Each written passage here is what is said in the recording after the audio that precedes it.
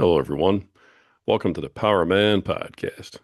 My name's Rory Paquette, and I know, you know that. Folks, I just love to remind myself how grateful I am to be sitting in this chair and with everything that you folks have done for us here at the Power Man. When we made our move to 5 days, you stepped up. When we made the move to seven, you came through like crazy.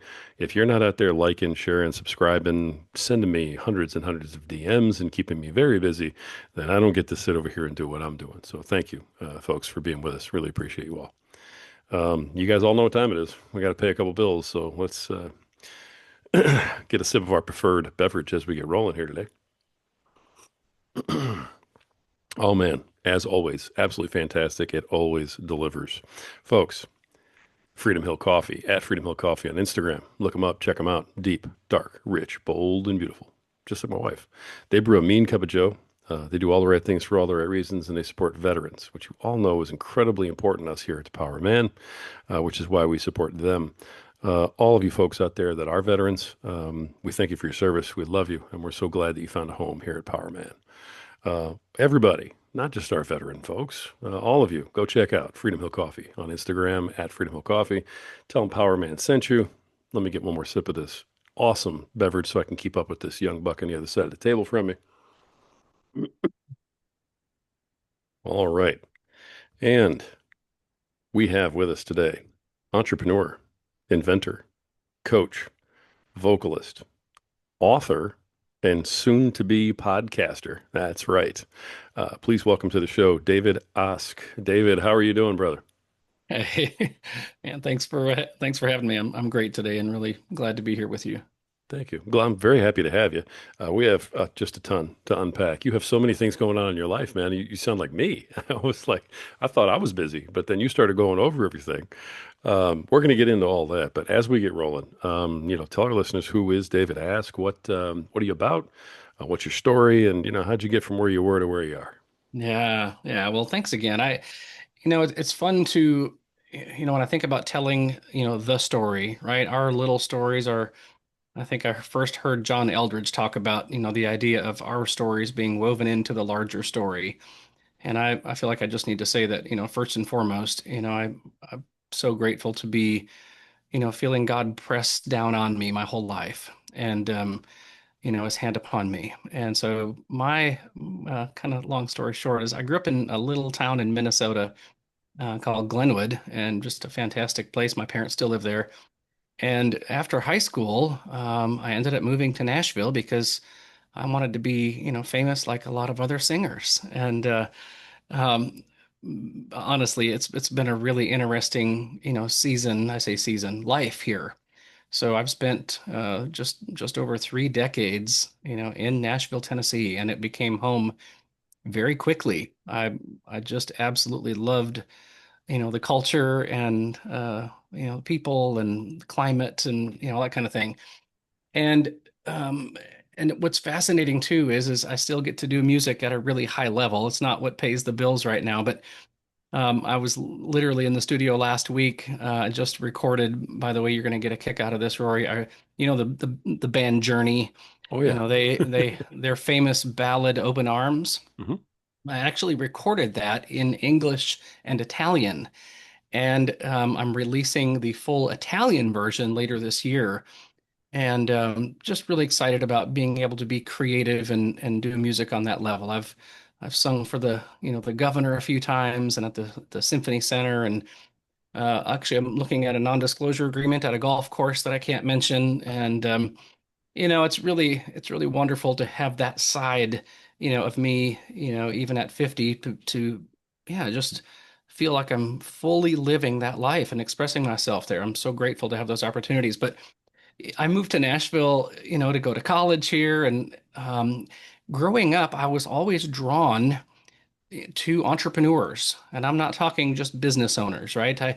Not that there's anything wrong with that, but not every business owner is an entrepreneur. So when I say entrepreneur, I really feel like this idea of, somebody who has multiple revenue streams, not just a bunch of hobbies, but they're actually, able to kind of make something happen, as it were. Several different side hustles is maybe that's a good way to say it. But the funny thing is, I saw a few people growing up living that life, and I'm like, how do they do that? Like, in fact, I'll be honest with you, I felt like you needed some permission to be that guy. And in fact, there were a few people that I hung out with growing up who kind of made fun of the entrepreneurs, right? Because they were like a consultant, that basically had nothing going on, but unbeknownst to me, some of them really did. And it was really fascinating the various things that they were into. So, I find myself right now, of course, like you mentioned in your very kind intro there. I've got a product in 3,700 retail stores. I just had a call today with another major retailer who has 8,000 stores that I'd really like to get Wow. into. And, I had a book published. I'm working on another book. Of course, like I mentioned, I do music. And then I work really closely with a psychologist friend of mine, Dr. Andy Garrett, who's just a fantastic human being, but he really introduced some concepts to me that are really near and dear to my heart. And so I do a lot of coaching, and I've taken much of his material now, and I'm really digging deep into fatherhood. And that's, really why I'm here. When I saw your podcast and reached out, I thought, man, here's a guy that's on a mission who gets it. And I'll kind of tie it up with this. I believe, that you can trace every single problem in our culture back to men, either leading or not leading well. And I don't care if that's poverty or prostitution or, you name it. Pretty much every single problem can be traced back to men not loving, leading, with nobility, with kindness, with conviction, with clarity. And I'll make a point there. I was talking to someone else the other day, and I said, there's a few things that we're never going to hear in our world. So a couple of funny ones, right? Gee, I wish I couldn't play the piano. Gee, I wish I didn't finish my college degree. And how about this? Gee, I wish my father didn't lead, with such kindness, conviction, and clarity. In fact, just the opposite's true, right? When that's vacant, or how about this? When it's the opposite and there's abuse or something, right? There's no bigger wound. Right. There's no bigger longing in anybody's heart, to have their dad be their hero. And so I feel like we're kindred spirits, and I'm on a mission to help fathers anchor, true to their God-given identity, and to launch from that very intrinsically motivated place to be agents of change in a hurting world. I love everything you just said, to be completely honest. I also really like the last part there. There's, every young man wants to see his father as a hero. Yeah, Everybody knows that every dad wants to be a hero to his kids, yeah, but people really don't realize that every kid wants their dad to be a hero yeah, to them. And so it's yeah. such a very big thing to be pointing out, and a very large, powerful statement that everything that goes on in the world can be traced back to men leading or not leading. I love that. Yeah. I may steal that from you if you don't mind. I'm writing Please. that down right Yeah. now because wow, that's powerful, and wow, I think it's 100% true. Right there along with you. Well, and that's not to take Wow. anything, away from women, right? Because I would say Hmm. most men, I've been married 26 years, and I feel like my wife is just a better human being than I am. But at the same time, men, I mean, we're carrying the power, right? And this is a little weird thing to say, and I sure don't want this to be misinterpreted. So I was listening to a video the other day, and it was honestly, it was kind of a bunch of knuckleheads, pontificating about men and women's roles and all this kind of stuff. And it was very egocentric. And one of the men made a comment. He said that if he said the only reason that women have rights is because men allowed it. And he said if men collectively said, hey, women, you're not going to vote, or you're not going to drive a car, we see this in other countries even still, right? Well, there's not a whole lot they can do about it. You know what I mean? If every man just said, "Hey, Hmm. sorry, we're going to," physically, like we're kind of holding the cards, right? Right. And and that's it's kind of a funny thing to say, and it sounds kind of disgusting even as I say it. But here's the funny thing, back to my comment earlier. you're never going to find a wife even who says, gee, I wish my husband didn't lead with such clarity and nobility. I wish he didn't have this beautiful constitution that we all, resonated with and that he communicated clearly. And how about this? Gee, I wish my husband didn't set the temperature every day, as opposed to what? Walking in and taking the temperature and just licking your finger and holding it up, wondering, what the heck's going to happen here today? And Right. in fact, the Hebrew word for man, right, means one who turns chaos into order. So the very name we've been given by God is one who takes chaos and organizes it into something beautiful. And so I really feel like the mandate, that we have to, you know, to to subdue the earth in the biblical language is very clear. And it's really obvious that when we don't do it, everybody suffers. Yeah. That goes along with what we just said about kids.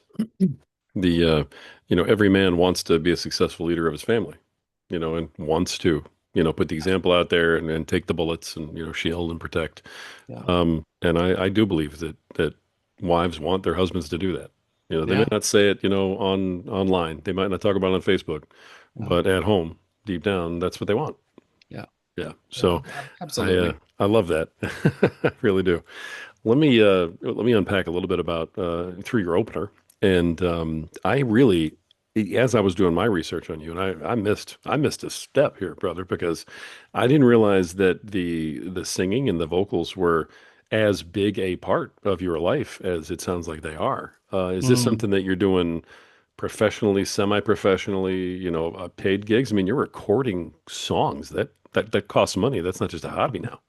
Yeah, yeah, and what's interesting is I've recorded 3 records. I've had the opportunity to sing in some really really interesting rooms and with and backup for a lot of celebrities here in Nashville, which has been a total thrill. And it's funny because I feel like even as I'm getting older, the doors are opening even more. In fact, I just signed a record contract with We Three Records in Franklin, Tennessee, and so Wow. they're actually helping me with the book and yeah, and recording some new music here as well that I'm really excited about. Congratulations on that. All right, so I'm Thanks. not crazy. I'm picking this up right. This is a Yeah, serious thing. yeah, yeah. Well, where in the world does that come from? Is this something you've been doing since you were a kid? Did it start in church? I mean, how do you just wake up one day and go, "Wow, I have a voice. I'm going to sing." Yeah, so it's funny. My mom, of course, growing up, she was the organist at our church, and she was a music teacher for I think over 30 years. And my older siblings were also in music. I'm the youngest of three, and I jokingly tell people quite often that when we were young, we were forced to sing. Like get in the car, kids. We're going to the nursing home, and you're going to sing for everybody. It was just I don't remember a day when music wasn't a part of our lives. And what was fascinating is my older siblings really took the ball and ran with it. And so as I was kind of trailing behind, just doing my thing, I would, of course, start listening to the various contest music they were practicing and different groups they were a part of. And then kind of privately, I could, I'd kind of sing it, right? I'd be in my bedroom and I'd be singing some of these Italian arias and various things. And it came very easily, like very naturally. And so when they went to college, my sister and brother went to college the same year. They weren't in the same grade, but my sister did the post-secondary option thing where she got to skip her senior year.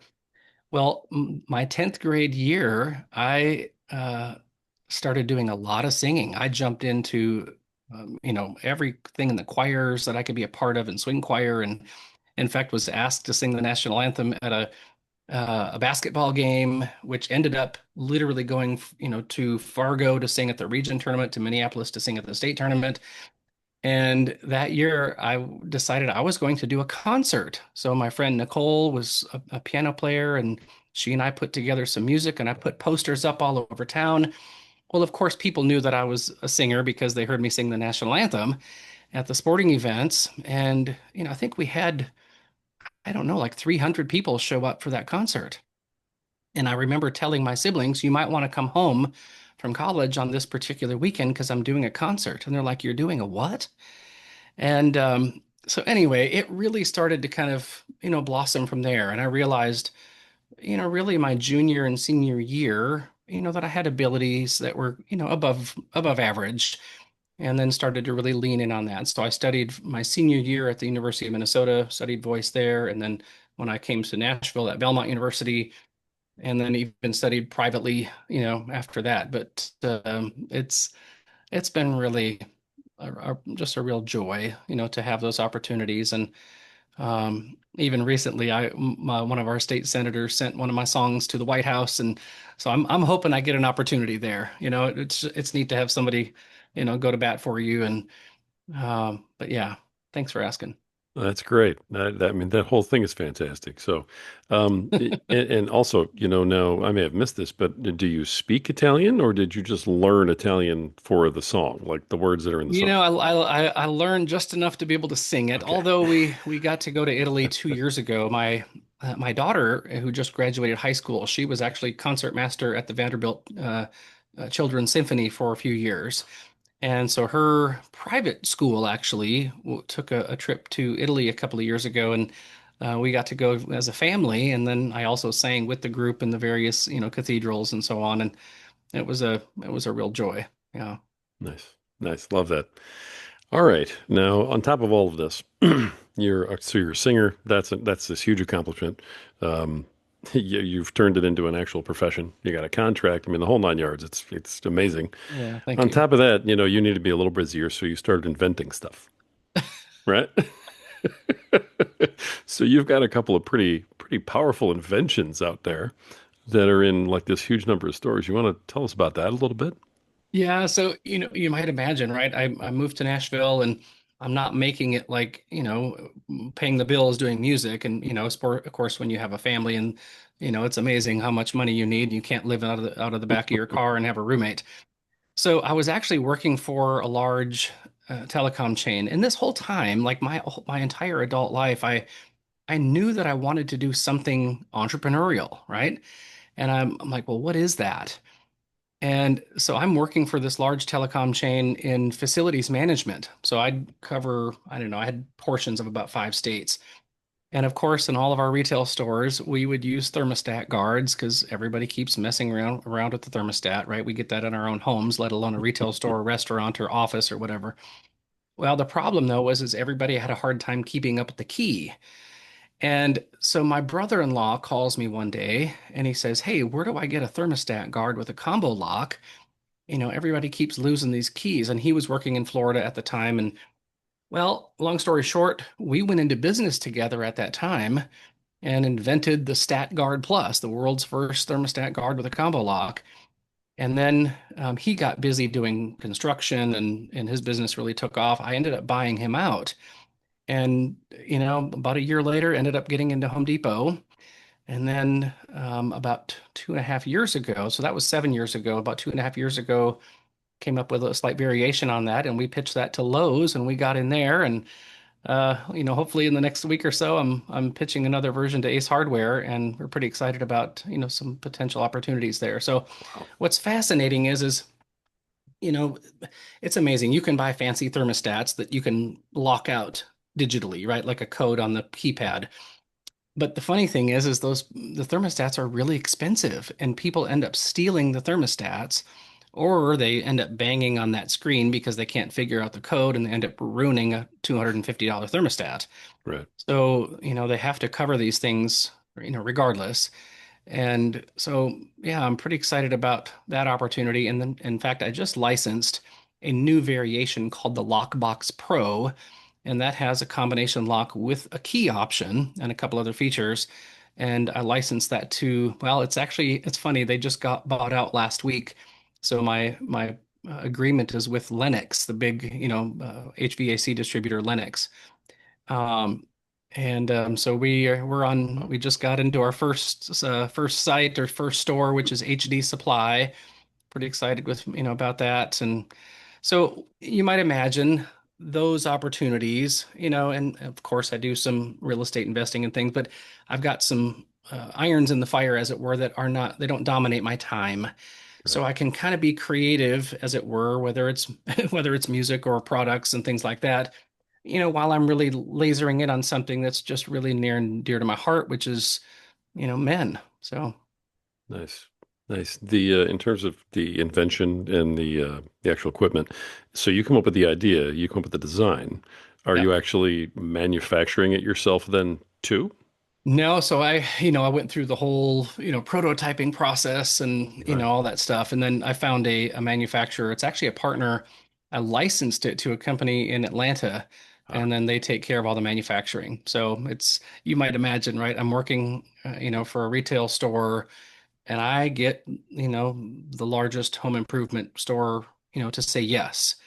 Well, I didn't have the funds, let alone understand the supply chain and everything else to, stock the shelves once, let alone, keep, 20,000 units on the water and a few, 20,000 units in stock. And so I was able to find a partner who's just been just a real blessing. So I can focus on sales and let them handle the back end. nice. Kevin O'Leary from Shark Tank would be very happy to hear That's right. everything you just I said, love that right? show. Yeah. You went right for the licensing. You're like, I'm Yeah. not going to bother with the production and the warehousing and no, no, no, no, no, no. Yeah. That's somebody else's thing. Good for you. I mean, Thanks. that's awesome. That's amazing. Thanks. So, all right. So we've got these things you've invented. Now, I'm guessing you've invented some other things too. I mean, you didn't just wake up one day and say, "Hey, I'm going to invent something," and then boom, here it is, right? It's funny. Right after this, I have a meeting with somebody who I'm working on. I can't talk about it like specifics. It's a cosmetics product actually. So we actually have a partner, two partners on that company, and we're working with a manufacturer in Italy for a cosmetics product, and we're going to hopefully, take the world by storm in the first quarter of 26.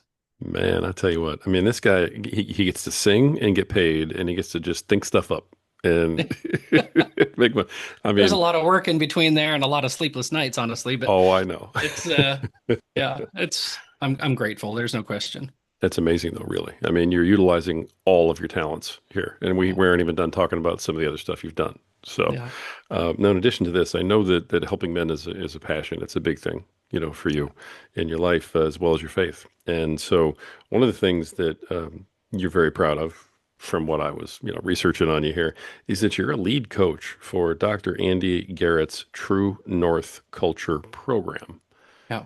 That really got my attention, of course. Yeah. And it's directly in my wheelhouse, so I love it. Tell everybody about that. How'd you get involved in that? Yeah. Why that particular one? Go for it. Yeah. So Dr. Andy and I are part of the ISI Mastermind. So Aaron Walker started Iron Sharpens Iron Mastermind about 10 years ago. And he was in Dave Ramsey's Eagle Group Mastermind for, I think, 20 years. And then Aaron started ISI, and I met Dr. Andy in ISI. And he started sharing some concepts, with me. So I'll kind of jump into the deep end of the pool here. So, Go for it. in fact, I was speaking at an event in Jamaica a few months ago with him, and I asked the room, there was about 20 executives in the room, and I asked the room, I said, does anybody know where we get the word authenticity from?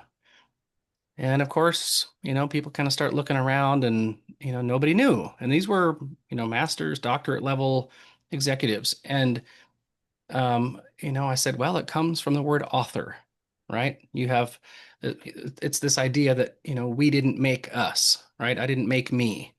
And there's a popular, sentiment out there, right, that everybody would agree with. I didn't choose my skin color. I didn't choose my taste buds or my eye color. We don't choose, of course, when we were born and what family we're born into and, all those types of things. But what's really fascinating is that we're very hardwired. So when we come out of the gate, as it were, our personalities are so different than that of our siblings and the things that, make us laugh or cry or, all the little picadillos, are very, very hardwired. And what's fascinating is that, when a child is, well, I mean, I've got two. So when Parker was born, obviously you latch on to his little essence in such a quick way. Well, then my daughter came along. And it's not just because she's female, but just such a different soul. And when children are young, they're not sophisticated like we are, thinking about identity and authenticity and all the stuff, right? They're Right. just they're just doing their deal. They're just acting in alignment with whatever is natural, whatever is genuine, whatever is authentic, that kind of thing. Right. And then all of a sudden, when the world starts to, shame them and hurt their feelings, and, you get applause for some things, you get, displeasure for other activities or whatever it might be. Well, you start to play a bit of a role, right? You walk into a room and you're thinking, well, if I do and say these things, it works, or if I do and say these things, it doesn't. So your kind of behavior and even your everything from your facial expressions, to your language starts to change based on whatever room you're in. It's very normal, but when you get older into your, teen years and early 20s, psychologists they have the term self-actualization. So you start to kind of rise into who am I? Like what do I love? What does somebody like me do? And the funny thing is if you don't have anybody that helps you, kind of usher into that space, you have a really vague understanding of who you are. And it's kind of it's a funny Mm. thing. It's kind of complicated and yet so elementary. I was surprised when I met Dr. Andy that so many, including me, kind of, I didn't know about this stuff. So if you start, let me back up. So the reason that he calls it true north is because you might picture a compass, right, trying to find north. Well, Sure. a compass, if you're out, I don't care if you're in Nashville or you're out in the woods somewhere, the compass is reading the magnetic field around it, trying to find north all of the time. And it's really close, right? But what's the difference between that and true north? Well, true north is what? It's a fixed point. It's a definable set of coordinates that, are kind of predetermined, as it will, because you're saying, I want to go right there, with specificity, as opposed to, all right, I'm in this building, I'm in this room, there's an MRI machine over here, there's this, like all these influences that are causing, the compass to move around, where true north is very specific. So if we have a sense of our true north, most people, when they think of that, they think of just convictions, meaning, what do I believe is right and wrong? Well, it's a fascinating kind of a study, this idea of what is it that makes up a person. And I'm not saying I have all of these things nailed down, but you have things like values. Like, what are your core values? Like, Sure. what does your core versus my core happen to value most of all in this life? And if each person starts to, like in the English language, there's, depending on some language overlap, maybe 75 to 100 core values. Well, if you and I were to do a simple exercise where we just, put a check box or check mark next to the ones that resonate with us, and then we narrow that down to 20, narrow that down to 10, narrow that down to 5, and put those in a priority level, yours are going to be different than mine. But here's the funny thing. If you start to do that with convictions, right? What do you believe is right and wrong? How about this? Virtues, this idea of an impact. What type of an impact do you want to have on people? Well, those are different. Values, convictions, virtues are very different. Mm. Well, then you start getting into maybe, I'm not sure the word is philosophical, but you start asking questions like, what is it that breaks your heart in this world? What is it that lights you up? Like, what is it that just skyrockets your energy? And what is it that gives you goosebumps? What is it that puts that lump in your throat in a really, really beautiful way? Um, it's amazing when you start to identify, right? The word identity, like literally start Right. writing these things down. Well, what are you doing? You're identifying what the author wrote in you. You don't get to choose those things. You get to choose what you do with them. But I tell you what, if you want to feel authentic, you have to start identifying what is authentic to you. And here's the funny thing, if you haven't done those things and your maybe your modus operandi is maybe what mine used to be, which is I'm going to create an identity by how much I can accomplish, so I can be somebody or at least not be a nobody. It gets really exhausting. And if you haven't done the practical work of just identifying those things that make you you and how you're different from the person next to you, you're gonna, at the very least, feel anxious. You're gonna feel stuck. You're probably going to be wasting time, trying to live up to someone else's expectations. You're going to feel apathetic. You're going to be avoiding certain people or situations, as opposed to what? When you've locked in on all the stuff that makes you you, you're going to be acting with a sense of authority, right? You've got author, authenticity, authority, meaning what? You're acting in a genuine way. You're acting in a natural way for you. You're acting in a way that is free, the sense of, grit and resilience and things are kind of front and center because you know what you're bouncing back to, as opposed to, this really vague understanding of even masculinity for that matter. And who am I? So the question of who am I, and I'll say this, I forget where I heard this first, but there's two big questions in life that need to be answered. Um, who am I, and what does God think of me? And I tell you what, if you can get really, really crystal clear on what you believe about those two things, and I'm talking identify the fire out of all of it, it's amazing how much more your life takes. Well, how about this? You will never find fulfillment without it, because if you haven't done the work, what are you fulfilling? You have no idea what you're doing. You're just throwing darts at the wall.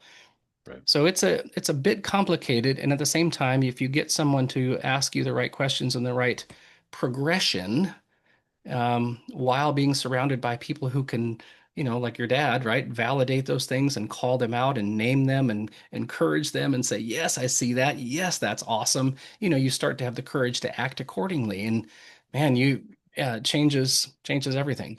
Yeah. That's fascinating because it's the who is not something that we work with most of the time. Right. It's not where It's we the start. why or yeah, it's kind of this idea of a what. You can just start Right. describing some of these things, and then you got to have a really strong why. Well, I agree with that. Right. I mean, your why is really important.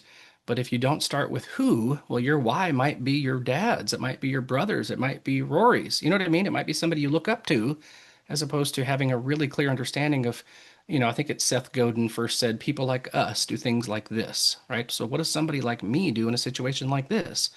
But when you've predetermined all of those things, well, then you don't have that big question mark, right? You don't walk around just wondering, what the heck? And how about this? You walk into a room, not only do you not feel the question mark, but other people don't.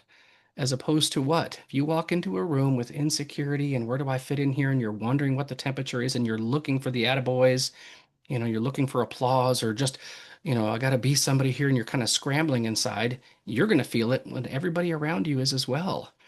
Hmm. And Dr. Andy has a phrase he calls, or a term, he calls it authentic exemplar. So his grandfather was Carl Karcher, the guy that started the Carl's Jr. burger chain. And he Oh, said that wow. when my grandpa, would walk into a room, and he said, we all know people like this. When they walk in, there's something different about them. The room just gets wiser and safer and joyful and stronger. And, they're not walking in necessarily even setting the temperature. It's not like they have some big agenda, but they're surely not taking the temperature, right? They're just walking in and making an assessment. Man, I wonder who needs some encouragement here, or wonder how I can serve. Like there's this other centeredness that is so palpable, and a joy that comes out, as opposed to that big question mark. Right.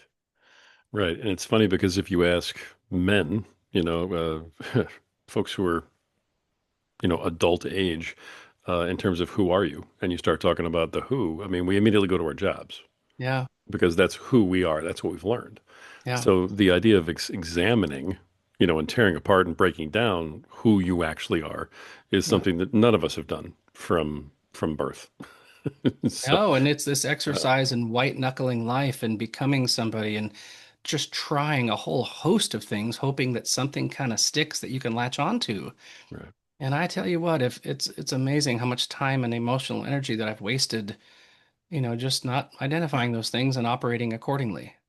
Do you find that men have a hard time getting started with that since it's not something we do at all, Yeah, ever? it's funny. I was sitting with a group of guys the other day and started asking questions about that. And I think that if you don't grow up with this sense of, kind of just talking about internal things in general, right? If you're talking about sports and politics and just all these external stuff, if you don't have a paradigm for someone how about this, right? If you don't have the paradigm of a father looking at his son and saying, "Hey, I see you, and I really like what I see.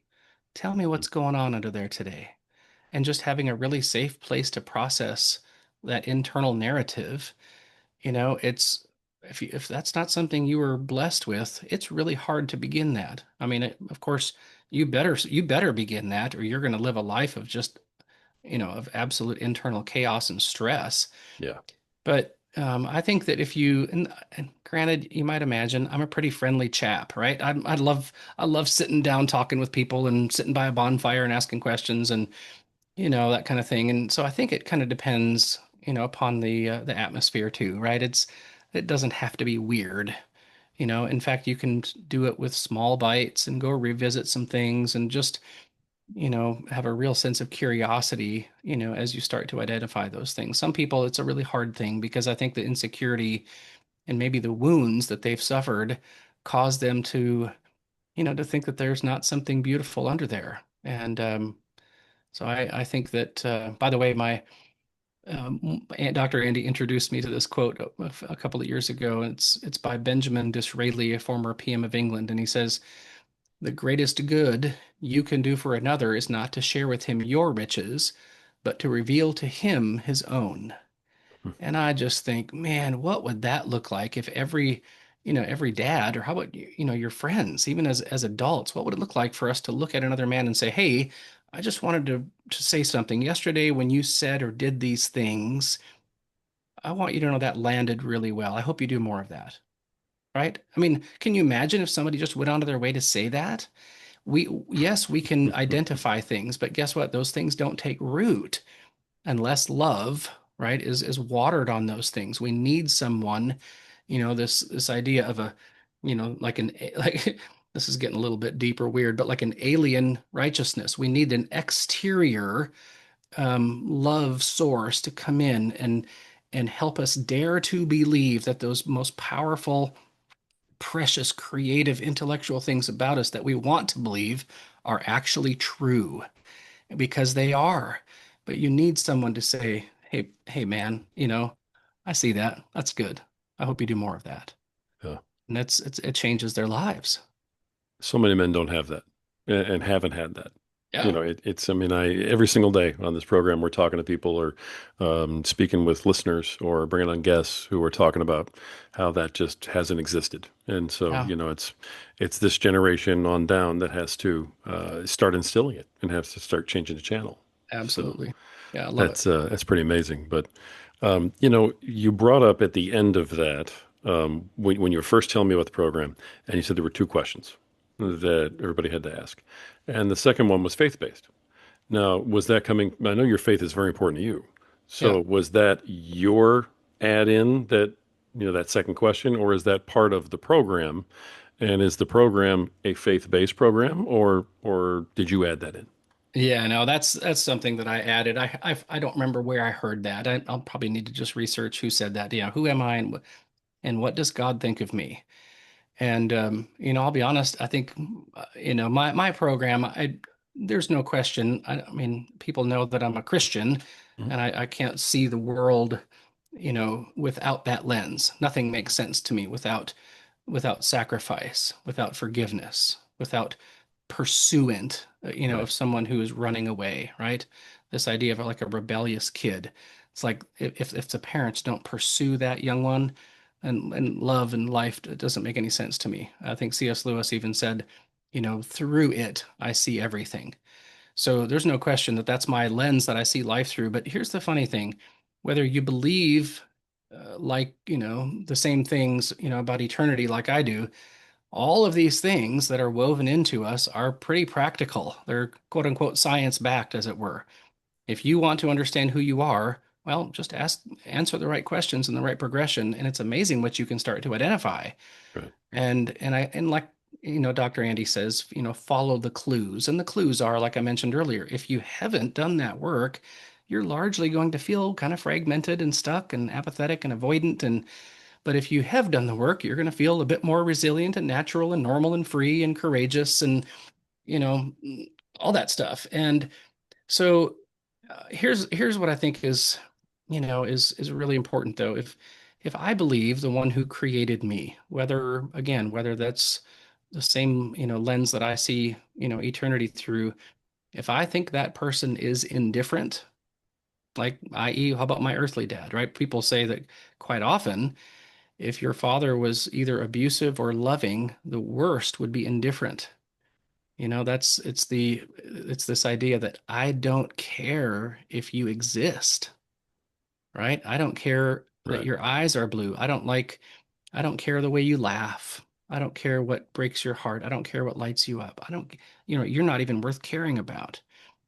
Well, as I read, God's word, I just can't even remotely understand that is true about God, because I think he came to find us. He came to pursue us, and proved, again, I don't know why there's all the pain and suffering right now, but he proved that he cares because he showed up. And so I think that there's so much on display in his story, right? History, and versus my little story, and all throughout creation in, the animal kingdom, as it were. It's absolutely fascinating, the clues that we can follow, to see that not only does he care, but he made us with beautiful intricacy. We've got a retina and a fingerprint that are unique, a DNA that's unique. I feel like he's just screaming to us that your uniqueness is absolutely part and parcel to who I am. And I want you to honor that, and to live a life that's normal and natural to who you are. And so yeah, I think that second question is pretty important. I think I agree with you.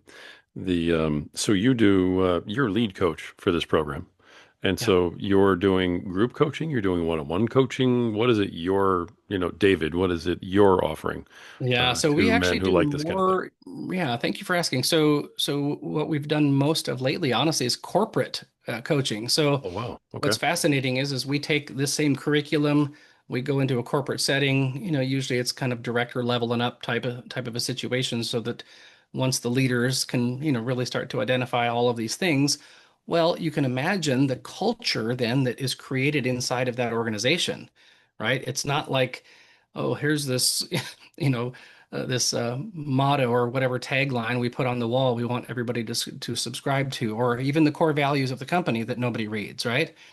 Here's what's fascinating is they hired these people because these people bring something unique to the table. And if you really get behind, that horsepower, that uniqueness in everybody, and you start to honor it, like, why is this person, why do they have these tendencies and why don't they have these tendencies? Wow, okay, now there's some clues. And you start weaving together this idea of honoring how everybody's uniquely made. And then how can we harness that, for the greater good? It's amazing what what you can do. And so I think that, just pointing out the individual uniqueness is such a powerful thing. So we do mainly corporate group coaching, but of course I'm taking, Dr. Andy's, coursework, and now I'm doing this with dads, or I should say I've done it with some fathers. I'm getting ready to launch a whole new, kind of a movement, as it were, with regards to, I'll put it this way, with regards to introducing men to themselves. Interesting. Looking forward to seeing that when it comes out. All right. Yeah, Excellent. thanks. Excellent. So on top of, building this singing career and, getting these inventions churned out that are doing fantastic in these stores, and then, coaching men, of course, to figure out who they are, you decided somehow in the middle of all that you were going to also write a book, Yeah. because apparently you don't sleep, which is No. really cool, but so you wrote a book called The Guardians of Grit: How to Raise Uncrushable Young People and Set the Example. Um, who's that book written to? Yeah, so I'm about a month away from sending the final copy to my editor. So we haven't launched the book yet. Okay. But it's to dads, it's to fathers. Okay. And the reason I'm made the tagline "Raising Uncrushable Sons," it's, well, thus the title, Grit. What is grit? Angela Duckworth wrote the book called Grit. She's kind of the world's authority on grit, but she kind of distills it into, this idea that, we doing something over a long period of time, because what's on the other side of the hill, as it were, is worth fighting for, right? So in our world right now, if you don't have some grit, if you don't have some staying power, good luck, right? Life is hard. I mean, Yeah. life can be just absolutely brutal. So if you don't have some horsepower to get through some of those things and keep going, you're not going to be able to build a beautiful life for yourself, let alone a wife and children, right? But here's kind of the linchpin in all of this is there's a difference between extrinsic grit, meaning, exterior motivations, and intrinsic grit. And so what I think is really wonderful is if you introduce someone to themselves on a very granular level, right? So that they have a language to describe that true north from their values, convictions, virtues, goosebumps, what lights you up, what breaks your heart. I mean, when you've predetermined all of those things, it's amazing what that it creates a bit of a clean fuel, to push through and do hard things because you know why you're fighting for something, as opposed to, gee, I hope if I do whatever this is on the other side of the hill that people will like me. That's exhausting. You not only start resenting them, but you start resenting yourself. And we see that all the time with everything from, people, whether they build a beautiful house or a business or record a record or whatever, like, whatever that is, they have all the money and the fame and they end up, doing drugs and killing themselves. And we all do that, in smaller, capacities. And what I think is fantastic is that, when you start to introduce a man to himself and he feels like, man, he feels validated. How about that? And that feels good. That's, cold water in a dreary land for most men when they feel honored and celebrated for who they are and what they bring to the world. Well, then they get to raise sons who, in essence, they put a helmet on. That's like, man, life's going to get hard. You're going to take some hits, but you have to be able to get up and persevere. And I think what I think is fascinating, this is, kind of a maybe a spiritual lens through it is the author, right? He wove all of this stuff into us. And what I feel like's happening when you start to identify, all of those things, yes, we were born and there's this starting point. But guess what? That's not the end of the story. All of those things that make us us, it's like a tether that we're being pulled forward, into the rest of our lives and into eternity. Those things that we identify right now will never fade away, right? When I'm, the car I drive, okay, that'll probably fade away, right? But when I start describing all of the things that make me me, those are the things that don't fade. They will never fade. And that's the kind of stuff that, when you start anchoring to it, man, it feels good because I'll paint this picture. Dr. Andy uses this term, the virtuous loop. So you picture this, you identify all the stuff that makes you you, you start acting in alignment with it, right? Your virtuous ways, right? You have your particular dent in the universe. I forget who said that. Well, guess what? You get to see the David Osk shaped dent. And guess what? It feels good to see my impact on somebody. Whether I'm helping them move furniture like I did last Monday night, or I share something insightful or love them or, whatever the impact is, I get to see that. And it feels good to be me. It feels good to see my dent.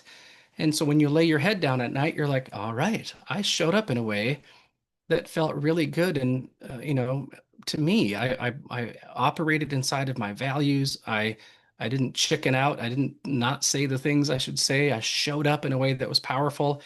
And those around me are like, man, Dad, or my Lisa, my wife is, I so appreciate when you did that or said that. Like it reinforces, who I am, as opposed to trying all these extrinsic, things to get applause or things like that are kind of fleeting. Nice. Nice. So, all right. You've been doing the coaching for a little while, right? How long have you been Yeah. doing the coaching? It's been about 3 years. So we've Okay. done, yeah, corporate, we've done group coaching, and then I've done quite a bit of individual as well. Okay. So after 3 years of group coaching, you decide you're going to put this all in writing. Yeah. Now you haven't written a book before, I assume. Well, it's funny. I had a children's book published. It's probably been 6 or 7 years ago now. with Aha.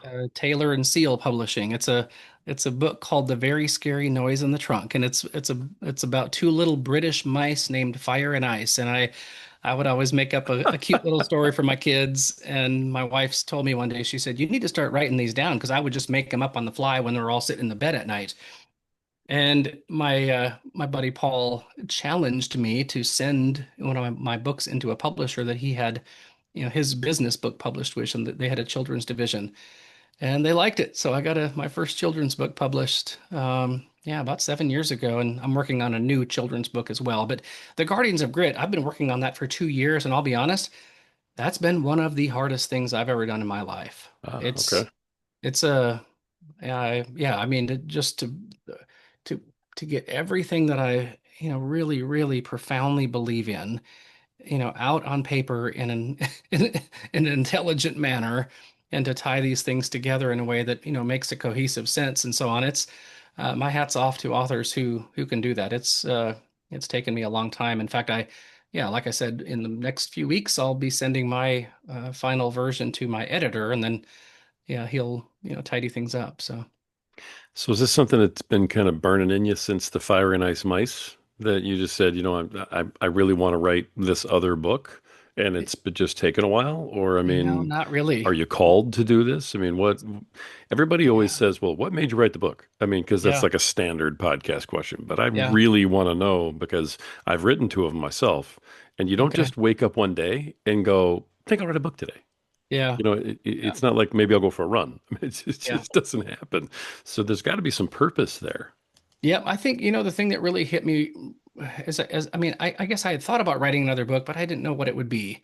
But the thing that really started to push me over the edge was I just started hanging out with some guys who I could tell, had no framework for understanding, Oh, anything, honestly, with themselves. It was absolutely this extrinsic, even as a Christian, honestly, the only thing I heard about identity was your identity is in Christ.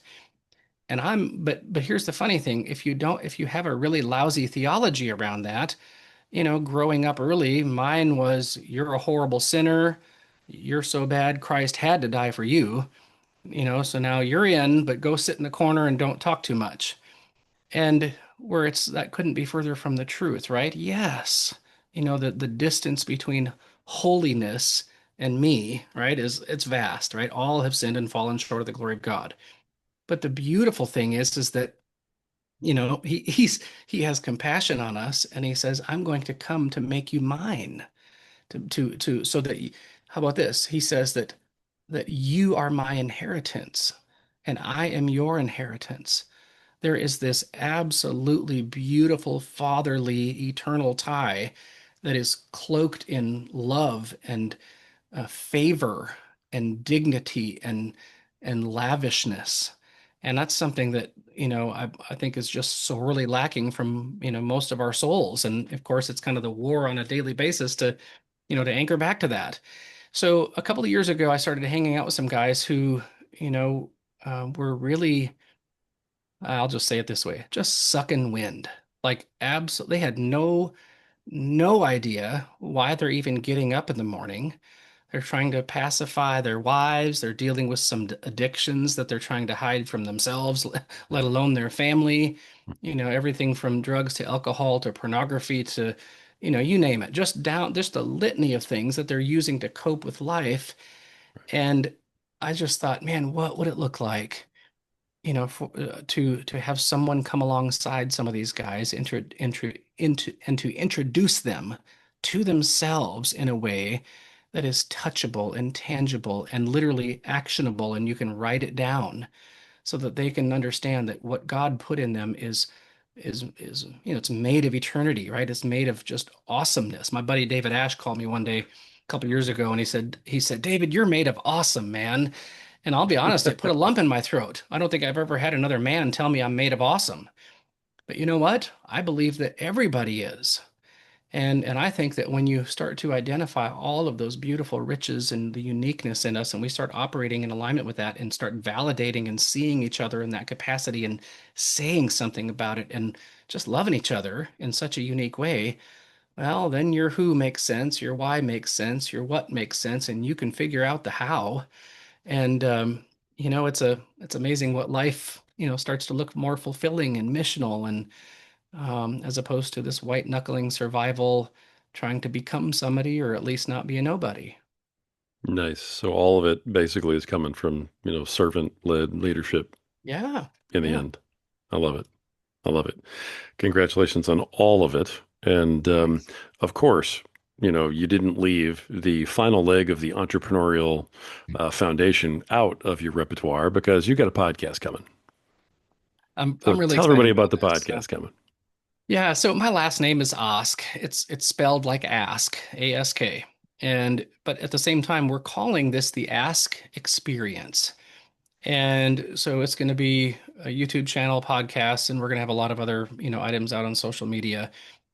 Well, why am I doing that? Is it just because it's my last name? Not really. It's a fun coincidence. And we're of course having some fun with it. But here's what's fascinating.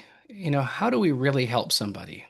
I mean, we often think, this idea of, giving people advice, right? Well, all they need is to do this. Well, guess what? From the garden, right? What's the first thing that God said to Adam and Eve after they, ate of the tree?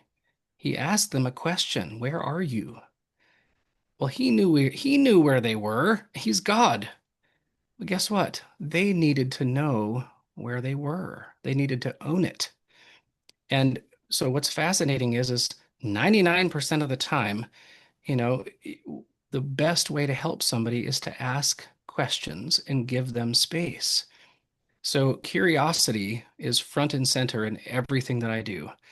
And I believe that people really, deep down, once in a while, you need a consultant. You need somebody to give you some hard data or some specific directions. But I think that if they feel psychologically safe, they have psychological trust in with whoever they're with, and someone asks them the right questions and gives them some time to linger and think about it and process it, and that might be, weeks or months. Well, it's amazing what you can start to identify. And then what happens? Well, that person owns it. They're the ones who came up with the answer. And it's not some guru telling them what they should think or should do or should anything.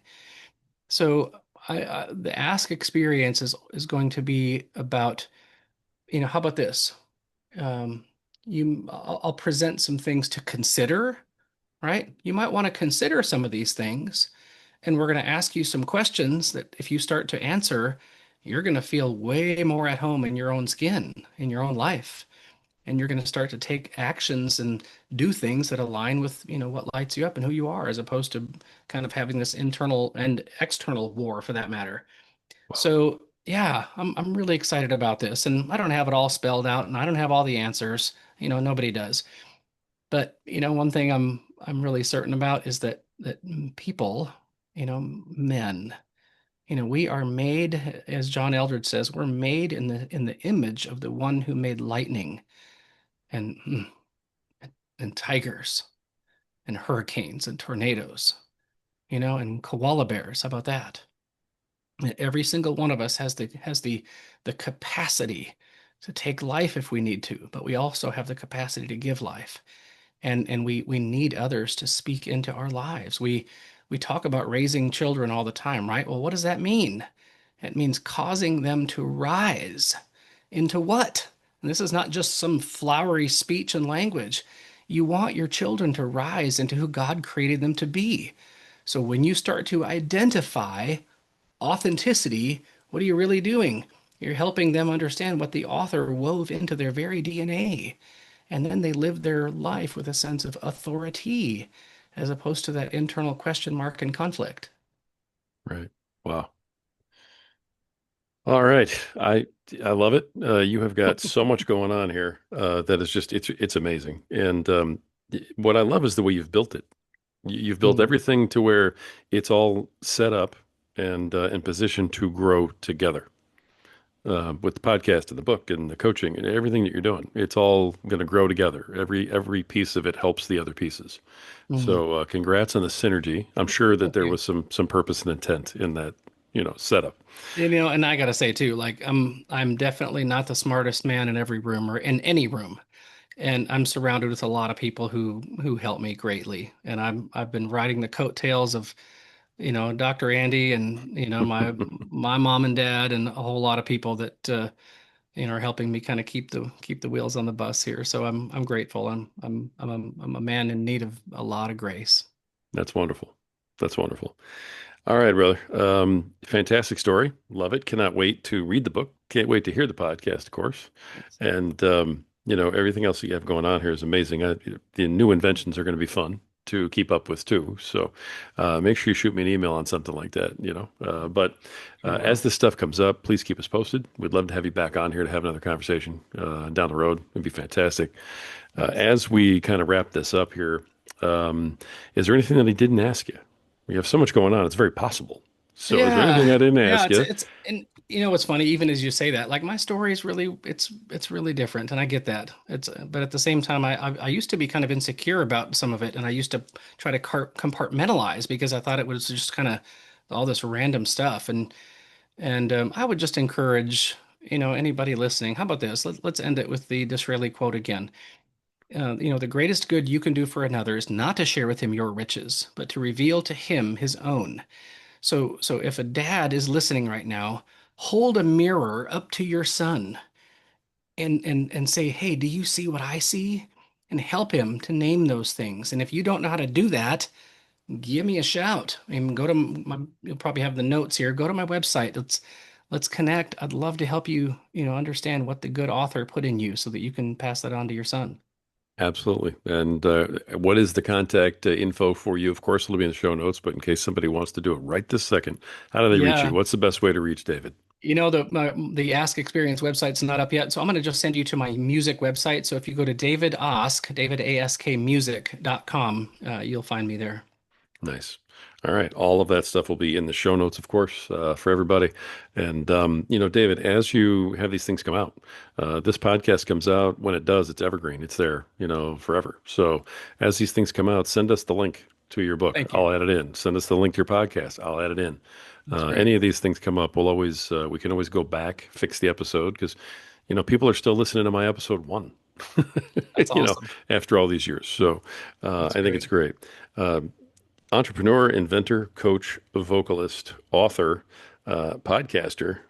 Um, David Osk, thank you so much for being here today, brother, and sharing everything that you did, and just helping to uplift everybody with every word that came out of you today. It was really amazing, and I appreciate you. Thank you. Thanks.